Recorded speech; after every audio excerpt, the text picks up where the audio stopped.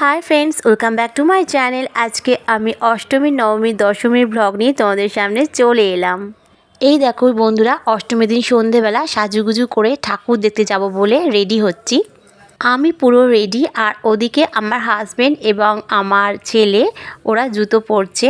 তো চলো, ওদের জুতো পরা মনে হয়ে এসেছে। এইবার যাই, টাটা।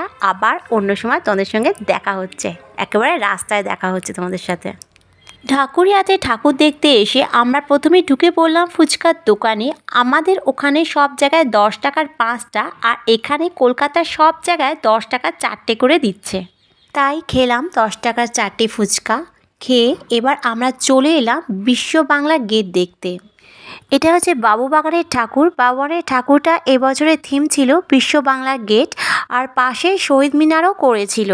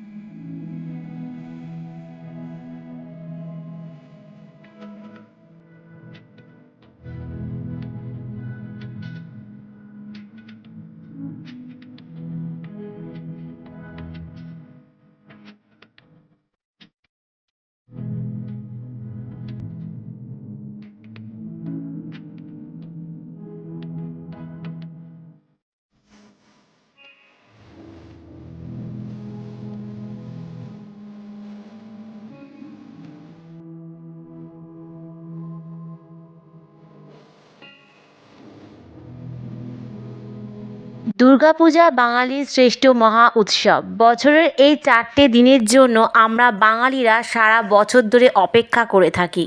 এই 4টে দিনের জন্য আমরা বাঙালিরা প্রচুর অর্থ ব্যয় করে থাকি, সেটা রেস্টুরেন্টে হোক, জামা কাপড়ের দোকানে হোক, আর কোথাও বেড়াতে গিয়েই বা হোক। যাদের অর্থ আছে তারা তো ব্যয় করবেই, কিন্তু যাদের অর্থ নেই তাদের জন্য দুর্গাপূজা কিন্তু একটা রুজি রোজগারের ব্যবস্থা। ভাবছো তোমাদের মধুদি আজকে অনেক জ্ঞান ঝাড়ছে, কিন্তু সত্যি কথা বলতে কি, যখনই দেখি দুর্গাপুজোর সময় রাস্তার পাশে ছোটো ছোটো স্টল নিয়ে বসে আছে, বিশেষ করে কোনো বাচ্চা ছেলে বা মেয়ে যখন স্টলে বসে থাকে কোনো কিছু বিক্রি করার জন্য, তখন সত্যি না মনে কোথাও একটা খটকা লাগে। কিন্তু কি করব, কিছু করার নেই। কর্ম দ্বারাই মানুষের খাবারের অন্ন সংস্থান করতে হয়, এটাই স্বাভাবিক। তো দেখো বন্ধুরা, তোমাদের সঙ্গে কথা বলতে বলতে যোধপুর পার্কের প্যান্ডেল দেখতে চলে এসেছি। এখানে যোধপুর পার্কের প্যান্ডেলটা অসাধারণ হয়েছিল, সারা প্যান্ডেলে শুধু চোখ চোখ চোখ।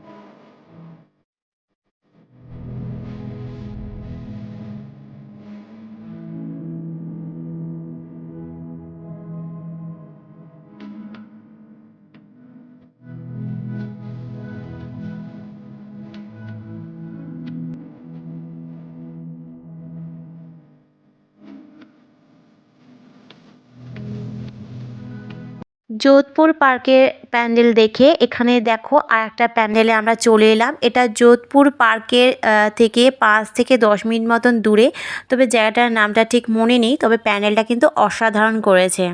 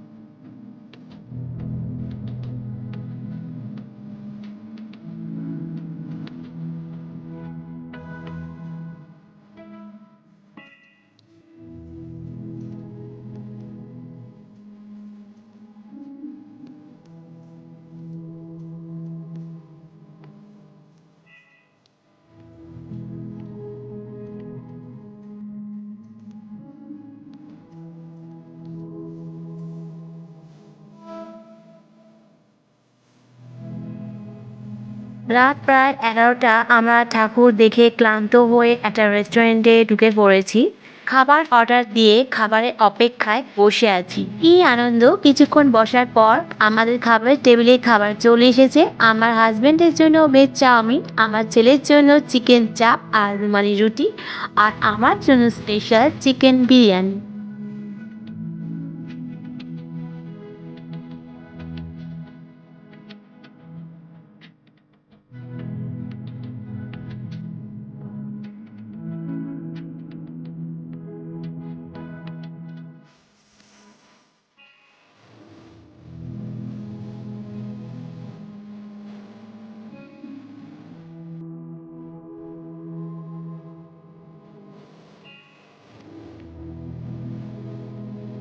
এবার চলে এলাম একেবারে নবমীর দিন দুপুরবেলা। এই দেখো প্রেসার কুকারে মাটন কষা চাপিয়েছি। নবমীর দিন দুপুরবেলা রান্না করতে করতে প্রায় 3টে, পৌনে 3টে বেজে গিয়েছিলো, আর খাওয়া দাওয়া করে উঠতে উঠতে তো আমার 4টে বেজে গিয়েছিলো। সুতরাং আর কোনো ইচ্ছা করছিল না ওই দিন কোথাও সন্ধ্যেবেলা গিয়ে ঠাকুর দেখতে। আর বৃষ্টিও হচ্ছিলো, আকাশ কালো করে এসেছিলো, সেই জন্য ওই দিন আর কোথাও বার হয়নি। দুপুরবেলা খেতে বসে বসে প্রায় 3টে বেজে গিয়েছিল, আর বাজার এসেছিলো খুবই দেরি করে, 11:30টার সময় বাজারে এসছে, আর সেই অনুযায়ী রান্না হয়েছে। তো রান্না করে উঠতে উঠতে প্রায় 3টে, পৌনে 3টে বেজে গিয়েছিলো, সেই জন্য খেতেও লেট হয়েছিল। আর এই দেখো এটা দশমীর দিন। দশমীর দিন আমরা কোথাও বার হইনি। আমি বার হয়েছিলাম, শুধু আমি বার হয়েছিলাম একা আমার মায়ের সাথে ঠাকুর দেখতে বার হয়েছিলাম। সত্যি কথা বলতে কি, দশমীর দিনকে মায়ের সাথে ঠাকুর দেখতে বার হয়েছি, ওইটাই ছিল আমার সেরা এবছরের পুজো ঘোরা। কারণ মায়ের সাথে ঠাকুর দেখতে বার হওয়াটাই একটা অন্যরকম আনন্দ। মায়ের সাথে মণ্ডপ ঘুরতে ঘুরতে ছোটোবেলাকার দিনগুলোর কথা মনে পড়ে যায়। হয়তো সে দিনগুলো আর ফিরে পাবো না, কিন্তু এই ঘোরার মধ্যে যে একটা আলাদা আনন্দ, সে আনন্দ কিন্তু একটা অন্যরকম ফিলিংস। এই ছিল আমার এবছরের পুজো ঘোরা। সমস্ত কিছু ভালো মন্দ মিশিয়ে 2023 সালের পুজো ঘোরা কমপ্লিট হলো। আর এই যে প্যান্ডেলগুলো যে দেখতে পাচ্ছ, এইগুলি সবই আমাদের সোনারপুরের প্যান্ডেলগুলো কিন্তু অসম্ভব সুন্দর হয়েছিল। আমাদের সোনারপুরের কিছু প্যান্ডেল, কিছু ঠাকুর তোমাদের সঙ্গে শেয়ার করে নিলাম। আশা করি তোমাদের সকলের খুব ভালো লাগবে। ভিডিও যদি ভালো লেগে থাকে অবশ্যই লাইক আর কমেন্ট করে জানিও। আর আমার চ্যানেলে যারা নতুন ভিউয়ার্স, তারা চ্যানেলটিকে অবশ্যই সাবস্ক্রাইব করে দিও। খুব তাড়াতাড়ি একটা নতুন ভিডিও নিয়ে তোমাদের কাছে হাজির হয়ে যাব। আবার দেখা হচ্ছে নেক্সট পরবর্তী ভিডিওতে। ততক্ষণে তোমরা সবাই ভালো থেকো, সুস্থ থেকো, আর তোমাদের সকলের পুজো যেন খুব খুব খুব ভালো কাটুক।